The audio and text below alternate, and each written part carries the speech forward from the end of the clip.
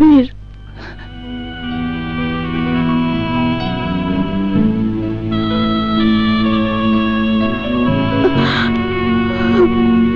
কাজল তুমি? হ্যাঁ আমি। তোমার কি অবস্থা হয়েছে? এই দৃশ্য দেখার আগে আমার দু চোখ অন্ধ হয়ে গেল না কেন? তুমি অন্ধ হয়ে গেলে শয়তান মির্জার করুণ পরিণতি কে দেখবে কাজল? ওই জানোয়ারের বাচ্চা আমার বাবা মাকে খুন করেছে। আমার বোন রিয়া কোথায় আছে তাও আমি জানি না।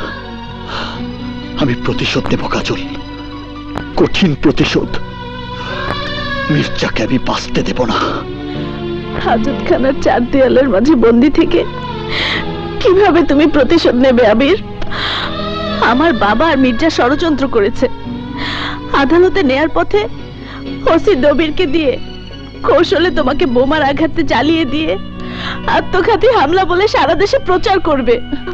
জন্ম মৃত্যুর মালিক আল্লাহ, এক আল্লাহ ছাড়া কেউ আমার কিছুই করতে পারবে না কাজল।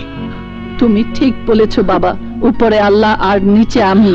আমার জীবন থাকতে তুমি মরতে পারো না। পুলিশ কাস্টডি থেকে তোমাকে কিভাবে উদ্ধার করতে হবে তা আমি জানি।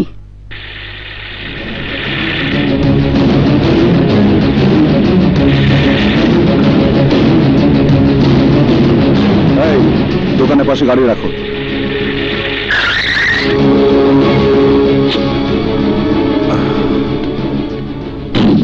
কি হলো, তোমরা বসে থাকলে কেন?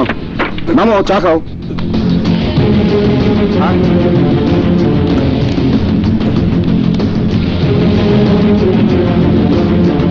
এই দোকানদার, সবাইকে স্পেশাল করে চা দাও। দিতেছি স্যার।